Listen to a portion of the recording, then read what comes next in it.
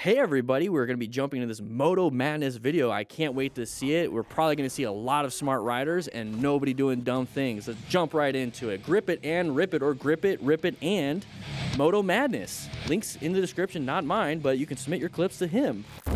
Let's go. That was a good one, right? That's good.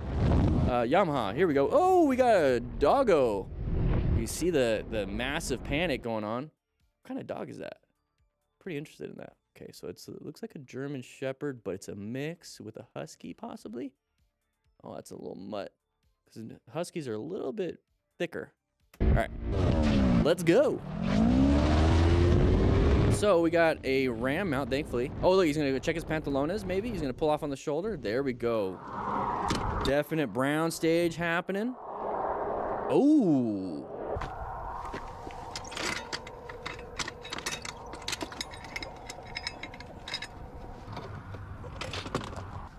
Hey, this guy's ridden a bicycle before. He knows exactly how to put that thing back on. Ooh, that's loose, though. Just take it nice and easy on the way home. How did that happen? Write it in the comments, everybody. We have no clue because I am only a strategy instructor, motorcycle strategy instructor. Don't know how these chains work. No, I'm just kidding. So what do you think happened? So we're going to slam that clutch. Okay, we slammed the brake, lost a little traction. I think it was already loose to begin with, and it just flew off. There we go. Anyways, it's not about time. Those are pretty sharp teeth, though. Pretty sharp teeth. Nice little R3. What do you guys think? What do you guys think? Write it in the comments. All right, let's move on to the next one. Axle, here we go. Got a little rubber ducky once again. Hey, open lane position right there. Don't fight, don't fight, don't fight, don't fight, don't fight, don't fight, don't fight. If you're going to be fighting for the lane and if you're going to be doing that, okay, so let's go back to here. If you're going to be jumping here, once again, open lane. I just saw this morning, posted on my Instagram story. By the time you see this, that story's gone because you need to be watching this live. So here we go. We're going to be crossing over. At this point, we have multiple options that we can do. Okay, so we're in red stage at this point because this guy's going to take our space cushion. That's a no es bueno. We want to maintain a space cushion because we can't really swerve to the left. Okay, we can't swerve to the left. We can only brake. So let's progressively brake to spread that space cushion out. So while we're doing this, right? So while they're doing this, we just kind of slow it down and we're down here now. So good space cushion. We're trying to plan our ride here, so got a decent position for safety. We located that this is a hazardous situation. We need to assess if it's a threat. Yes, it is, and that's where the braking happens. That's why we're in red stage. So let's go ahead and take a look. Now we're in this point, okay? We're going to kind of go through it. We're going to go through it. We have multiple options. He's honking the horn. That's not one of them. Let's not do that. It's a wasted movement. We're not even touching the front brake. We might be tapping the rear brake, but remember, the rear brake only gives about 20 to 30% stopping power compared to the front brake. And the reason why is because when you apply any brake pressure or deceleration, the weight transfers to that front tire. Okay, the weight transfers to the front. When you accelerate, weight transfers to the rear. So if you do it smoothly. So just like if you progressively brake, you progressively accelerate, you maintain traction on each tire. Anyways, when you decelerate, weight goes to that front tire. Where do you think the braking power is the best when you do that? When weight's on the front tire? Well, it's going to be that front brake. Okay, so when you apply rear brake, you're getting weight from that front tire onto the front tire. The rear brake starts to lose a little bit. So you want to apply both, but we're not doing any of it. So we're not applying any front brake. So what can we do here instead if we're in this kind of position? You can accelerate through here, get yourself in an escape path, and just go. Now, if you go, you're going to get close to that truck, but right now we got to deal with this. We'll deal with that later, okay? Did nothing other than move over, which is what we can do as motorcycle riders, but we kind of put ourselves in a bad spot. And thankfully, that person didn't swerve hard to the left. And thankfully, this person didn't accelerate at the same time. We got lucky. We got lucky. Oh, time for new tires. We got some speed wobbles. So tires could be a problem. Suspension could be the problem. The rim could be the problem. But you notice how even like this, it wants to stay up without any inputs to the motorcycle. Whoa! Aí galera, acabei de me acidentar aqui, ó.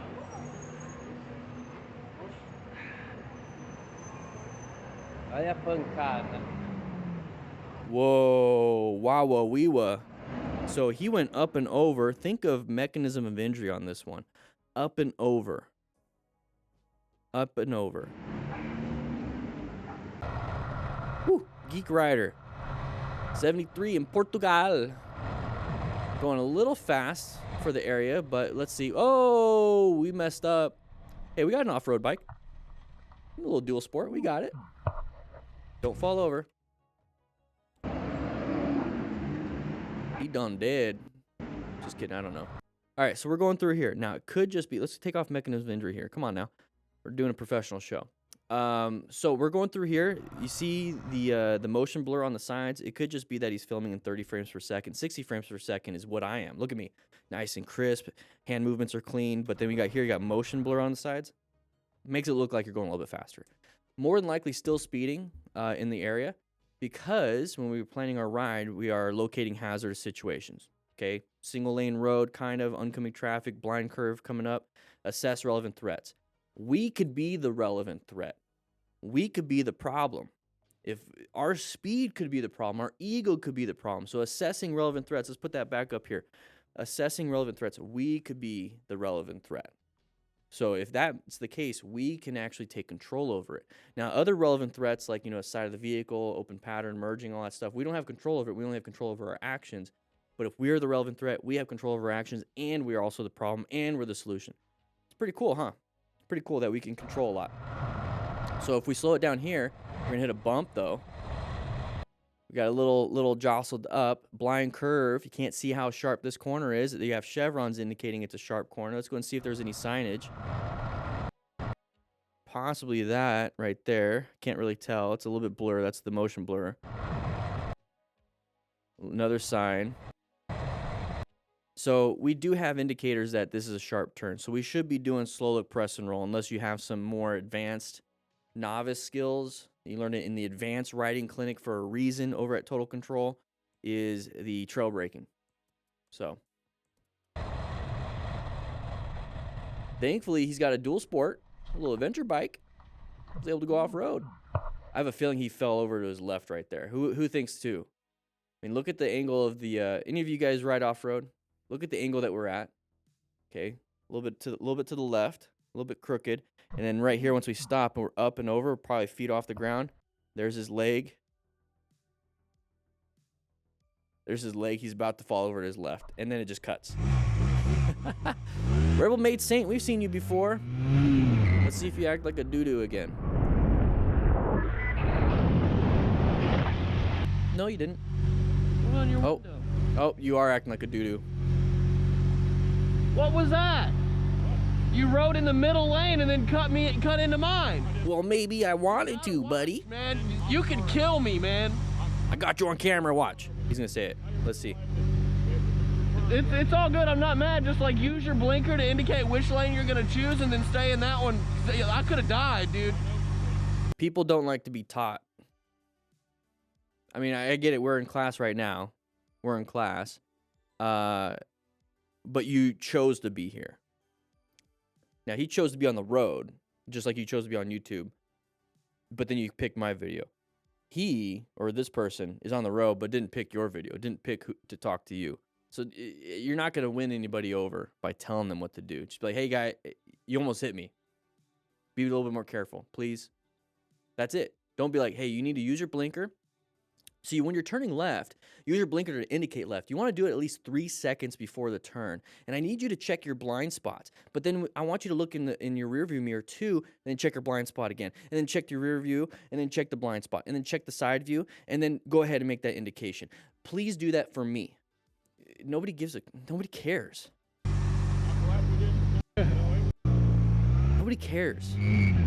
All right, Rider Ray 2125. Oh, side of the vehicle, open spot. Great job with the swerve. It's because he has an Indian motorcycle. Let's go back just a little bit. All right, here we go. I don't know. It looks like we're in California. Right there. I use my phone just like this, the little GPS thingy thing. I don't know if we're supposed to be using this lane to pass, though, and it's pretty hazardous because nobody's anticipating you to do this. And so if nobody can anticipate you doing this, then nobody can see you because they're not looking for you. That's the thing. Like when you're really like when you here's the thing. This is a little. It just came to my mind. When you have to go to take a dump, you're searching hard for a freaking toilet. If you don't have to take a dump, you don't look for toilets. It's kind of the same thing here. You know, cars aren't looking for motorcyclists if they don't need to, right? You're doing what. Okay, it's not a good metaphor, but anyways, let's move on. There's the side of the vehicle. Now, all of a sudden, we see it a little bit of a jostle. What do we do? Okay, this is going to be a red stage maneuver. We got to do some progressive braking, maybe buy ourselves some time. But what he did, yeah, he applied the brakes, and then he bought himself some time to make a decision and then swerved left. Hopefully that person saw us last second. Is that Ghost? Is that Ghost for Modern Warfare?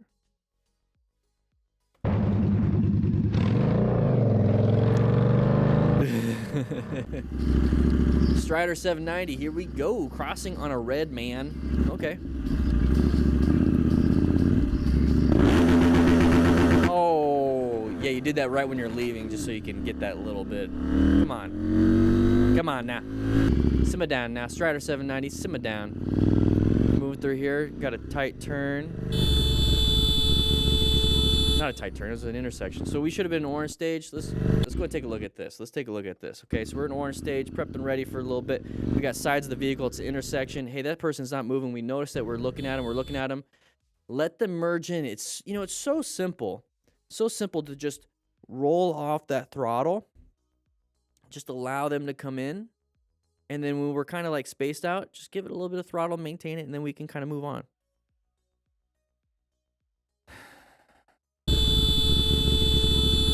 It's like zipper merging didn't really, I don't think zipper merging originated in the United States. It originated in other countries. And yet, everyone still doesn't understand what zipper merging is. If you don't know what that means, Google it, because I don't feel like talking about it. Anyways, move on.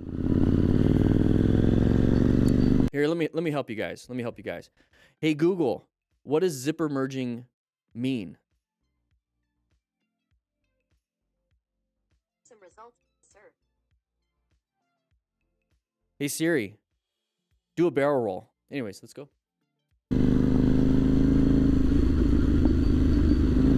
It is a roundabout and not a merge, but yes, we're intersecting. So when he's doing this, right, and we're also kind of coming in, so it's kind of doing this, right? So instead of like fighting for it and trying to hit, just let them in, or let them in. It's just a matter of just letting people in. You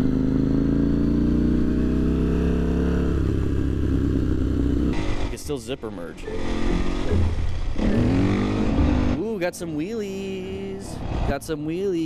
She was actually like amazed. You do what you want to do. Oh, did somebody crash? You okay? Sorry? I doubt anyone's going to be going 60 down here. Listen, I'm just practicing. I don't mean to cause any harm. You can ask me politely. You're in front of your kid. Oh, do you live in this bush, right? So do you live in this bush? The idea of, hey, I'm practicing, and she's like, it's a public road. Let's go with that real quick. He's right. She's right. Two truths can be at the same time. Nobody's wrong. When you have a student driver on public roads, what are they doing? They're practicing. Right? When you, especially the United States, when you're taking your son or daughter or your friend, you know, if you're 18 or more and they have a permit and they're learning how to drive, and you take them out on the road, you're practicing on public roads. So I don't care for this argument right here where it's like, it's a public road and he's saying he's practicing. They're both correct, but how come cars get to practice on the road for their skills, right? So either way, I agree with this guy. He's practicing, and it sounds like he's doing it in a safe way. She's just upset. She's upset because she doesn't know how to do a wheelie. Right here or something? Come on, man, just be polite. Oh, listen, Listen, I will happily move. I'm just trying to practice. Tarzan, you're doing great, buddy. I'm trying to practice. Huh? Phone the police, you flipping idiot. I feel sorry for your kid. Oh, don't say that. But I get it. You lost patience. You do you. I'm leaving to get out of your hair, and so we don't waste anyone's time. We clearly see that it's not welcome here. We thought it wasn't busy, so we thought, you know, I'll practice. Listen, you need to be a good example to your child and handle situations better. Huh? Not prattling around. Not prattling around. You're holding up the traffic. Okay, when people say, I think her shirt did say fire tap. When people say like attention is the most valuable resource that we have, okay, I think it's the second most valuable resource. Our attention is our most valuable resource. Time is going to go no matter what, but what you pay attention to is what matters. You can spend an hour working out. That 1 hour that you spend out of 24 hours in that one day, you gave that hour to that thing. So that's very valuable. Your attention is very valuable. So when we're here and we're talking to somebody that doesn't want to understand us, and when we're trying to convince and she's trying to convince and nobody's getting around to anything, at some point you need to stop giving your attention to that person and just move on. Right? You're your own main character in your own life. This is just somebody it's a non-playable character to you, basically. You're causing more problems Just than leave. I've ever caused. At this point, I just leave. Sorry, No point. Go faster. Just got a bit emotional because we come here to practice. Thought it was a quiet road. Right, Steph Nerd? Much more patient. Anyway, I just check on her, make sure she's calm. Yeah, don't give her any more attention. Yeah. Ready? I need to start taking my own advice. Anyways, V-Twin Bliss. Man needed some gas. Yeah, what's up? I can put 15 bucks in your tank. Is that cool, man? That's nice. You just start spraying it from there. Man. Just go ahead and park. I'll go inside and run in there. That's nice. Alrighty, man. I only had 10 on my card, but I got you 10 bucks, man. Hey, that's better than nothing. Hey, man, you stay safe out there. You know what? I don't want to. I get very pessimistic. I just feel like this guy didn't need the gas.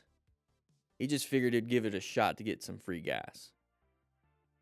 You know? It's like if you don't ask, you're not gonna get it. So I bet you every single. I don't want to bet anything. I wonder if this guy, every time he goes to a gas station, he asks this question. Maybe 1 out of 10 times the person's like, yeah, sure. Dude. Like that's over the course of a year, that's a lot of free gas. That's not a bad idea. That's not a bad idea. I think I'm gonna start doing that.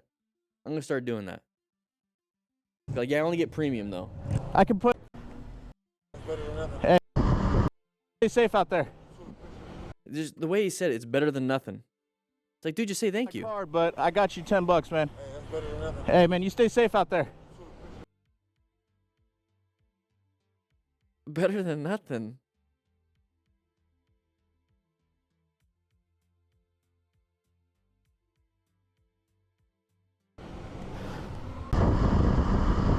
Anyways, Mr. D&D. Hey, we know what's happening here. Merge issue. Non-issue at that point. You had a good space cushion. I love it. Go back while this is on the screen. Space cushion. Screenshot. Anyways, this guy's taking your space cushion. What do we do here?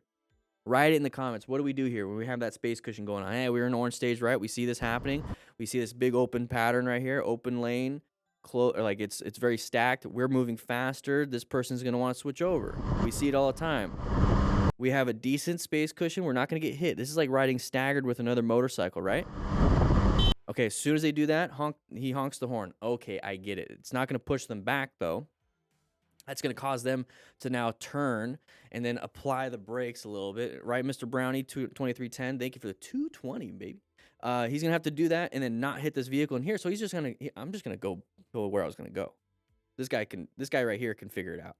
So if this guy right here is supposed to figure it out, what we can do is progressively brake or give it some engine braking by rolling off that throttle. If we just roll off that throttle, we have engine braking going on. Just nice little engine braking. It's going to slow down the RPMs of the motorcycle. It's going to allow you to, you know, slow down.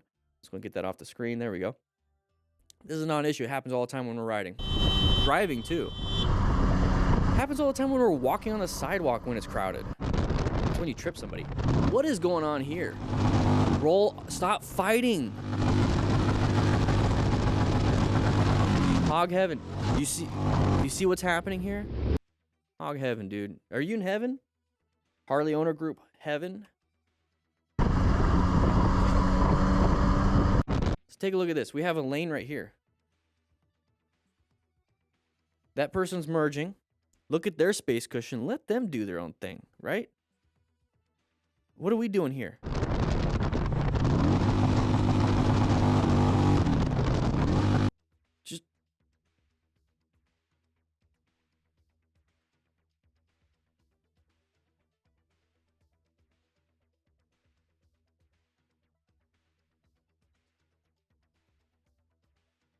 What are we doing?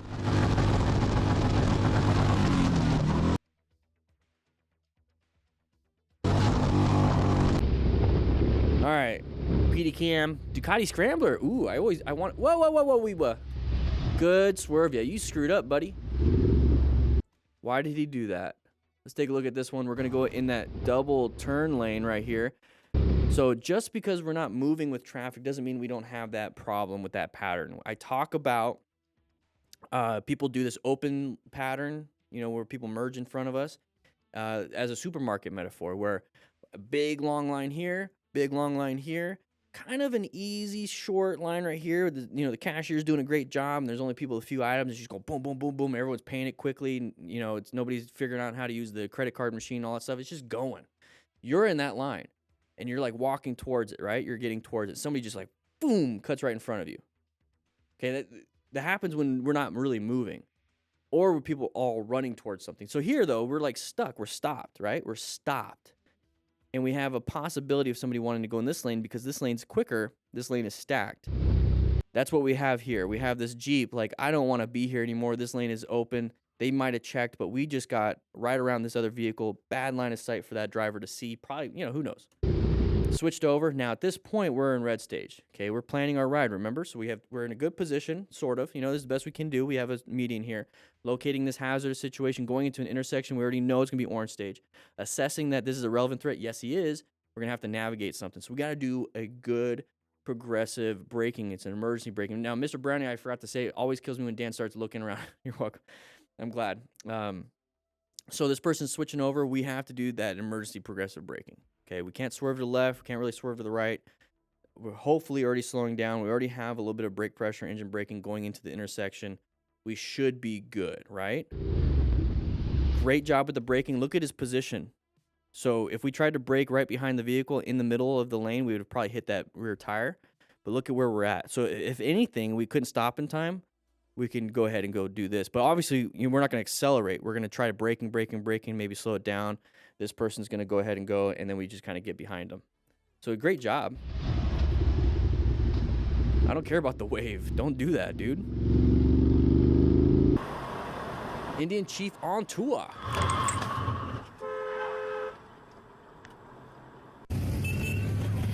Another Indian Chief on tour. Whoa. Slow speed. Figured it out. Got it. Did he hit the stop sign with his elbow and his shoulder? Oh, dude, there's kids there. He could have hit the kid. He did. Good for you, dude. A little tippity tap tap. Oh, it could easily hit the kids.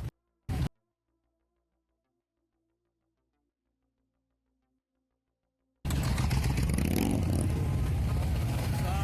there's like little kids to the right.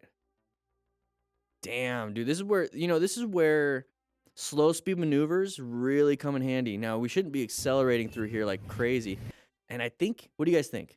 What stage? What stage was this person in? What stage? Write it in the comments. You know, if you don't know what it is, you know, look up on the wall. Look up on the wall. What stage do you think he's in? Right here. Look at him. Look. Let's take a look. What stage? Have a slice of pizza.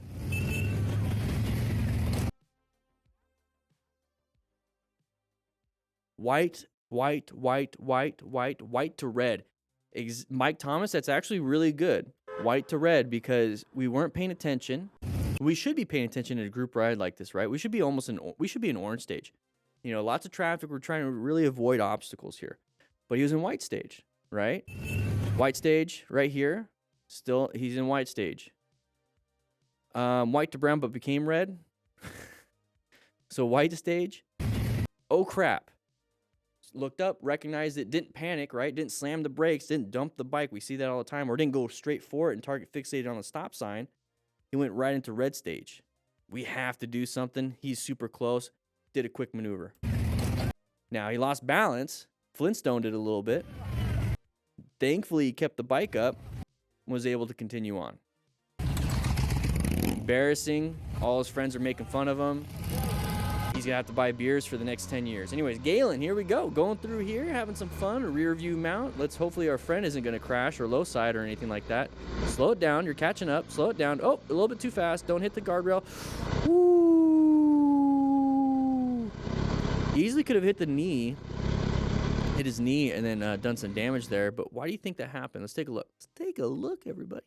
Look at the distance. Now, obviously there's a little bit of zooming, a little zoom. So right here, he's gonna start catching up though. A little bit too much speed into the corner, everybody. Slow look, press, and roll. Sharp turn. The guardrails are very sharp, Sacramaniac.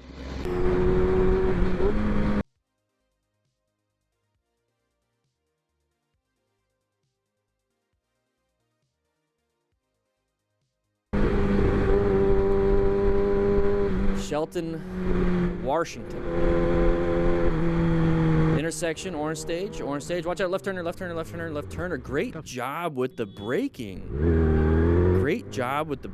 And recognizing that was happening. You know, even with the insane looking music, Pressurelicious featuring Future, we're coming up to an intersection. It's going to be orange stage, prepped and ready. We are, am I a fan of trail braking? Yes. It's a great question, Big Daddy Joe. I am a fan of trail braking. I do it myself. We do it in the car all the time naturally. You're going through a corner, you apply a little bit of brakes, going a little too fast, and then when you're going, about halfway through the corner, you're like, I'm slowing down too much, and you apply a little bit more gas, a little bit more acceleration. That's trail braking in a car, 4 wheels. People do it all the time. To do it on a motorcycle with one hand, maintaining throttle and applying front brake, I believe it's a little too much for an absolute beginner that still doesn't understand the clutch. If that makes sense. I don't think it should be taught within the same class as when you're trying to teach somebody how to use the clutch and shift. I think it should be taught in a second or third class where they've already mastered, or not mastered, they even just practice some of the basics to the point where they're not thinking about the basics. This is a great question. I'm not calling you out or anything like this. Where's my buttons? Where's my buttons? The Fitz-Posner, this is what I'm trying to get at. The Fitz-Posner model of learning. Let's go ahead and Fitz-Posner's model of learning is about skill acquisition. Okay, this is something that I absolutely 100%, let's go ahead and just open this in a new tab. Right here, the Fitz-Posner's model of learning. Now, this is basically for any type of skill set that you need to learn. Okay, so in the beginning, you're doing the cognitive stage. You're absolutely learning. You're expending a lot of energy. It says right here, cognitive energy, just to understand how you're supposed to move. So understanding how you're supposed to, do the shifting with the clutch and braking, accelerating. You're just now learning like a lot of brain power. Now let's go ahead and throw trail braking in there too. Okay, you see where I'm getting at? So you need a lot of brain power just to do that. You need to practice the basics to the point where it becomes autonomous. So it's the automaticity. It gets to a point where you're not even thinking about it. Just like the best example that we can think of, some of you guys still use Velcro for your shoes, but if shoelaces, right? When you first started learning how to tie your shoes, it was a pain in the butt. You're using a lot of big brain stuff. You had to practice it over a couple months, years possibly, to the point where you don't even look at it. You could be talking to somebody and tying your shoes. Same thing with walking. Same thing with eating. Same thing with drinking water. You ever seen a little kid have like basically a hole in their lip and just spilling everywhere? Yeah, some adults still do that, but same thing here. We need to practice our skills, the basic skills. Learn them, practice them, become automatic with them. I feel like once we're here and we've practiced our basics for a little bit, while you're still here practicing your basics, let's go ahead and go over here and learn a little bit about trail braking. And so then it shifts like this. Let's go ahead and make myself bigger. That's what she said. So right here, we are practicing our basics. We already learned them in the BRC, right? We're switching over from the BRC, practice the basics. Now we're back into the brain model, trail braking, practicing basics. And while we're doing this, it's shifting to where the basics are automatic, and now we're practicing specifically the trail braking. And once we're here, the basics are done, keep practicing them or learn something new.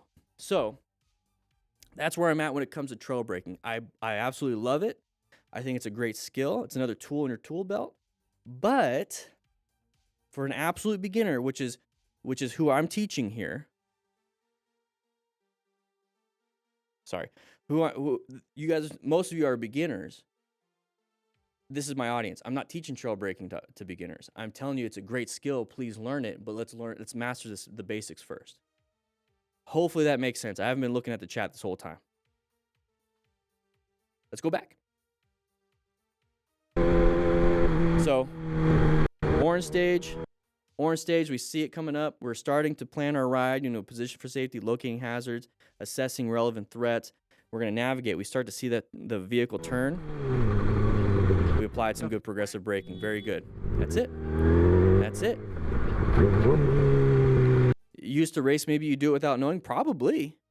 And here's one of those things. If you've been doing something for a very long time and you don't recognize that you're doing it anymore, let's go ahead and move me just a little bit here. And you don't recognize you've been doing it anymore, you're probably starting to get complacent. So to be active in your learning, to be like, you know what? Great, that was great. So I race, maybe I don't know, you do it without knowing. Now when you go into a turn, think about it. Put it in the forefront of your mind, I'm trail braking. And then you'll start to realize, oh my gosh, I'm doing it terribly. Or, oh my gosh, I'm doing it great. But you want to have that quality feedback. Give yourself that feedback loop. Okay, you don't want it to be unknown.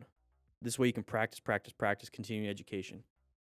Okay, you definitely do it without knowing, but I did research and was kind of astonished about the actual mechanics. Yeah, it's pretty crazy. It's pretty crazy. No, it's a great question. Make sure. Okay, we got to keep going because remember I'm recording. Let's go. We're already 32 minutes into this one. All right, we're gonna power through the rest. We're just gonna go ahead and do. We're just gonna do auctioneer style. Oh, we're gonna move on. Moving on.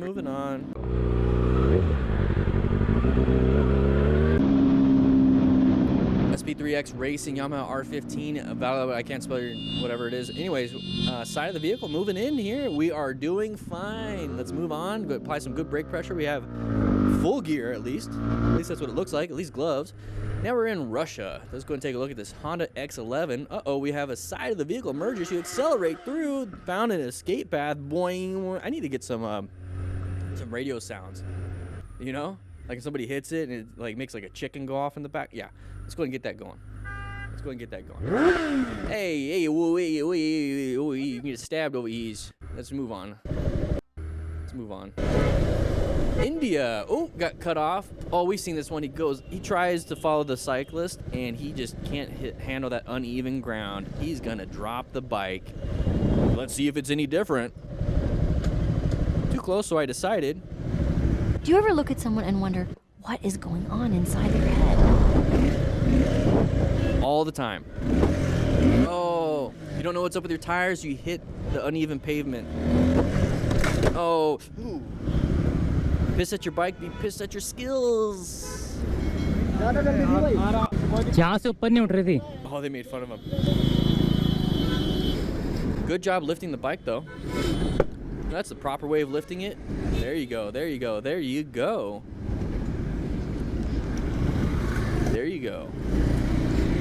So in India, they have those sticks to beat people with. They're always carrying around like shims, like 2x2s. You know what I mean? Anyways, is that it? We got to end this video. That's it today, my friends. Appreciate everyone. Keep being cool and keep bringing the madness. All All right, everybody. This is a very long video. Maybe that's not what she said. But make sure you guys sign up for the MTC Rider Academy. Continue watching. And thank you for watching. Let's go ahead and stop recording. I'm kind of tired now. Okay, I'm kind of tired. Let's go ahead and stop.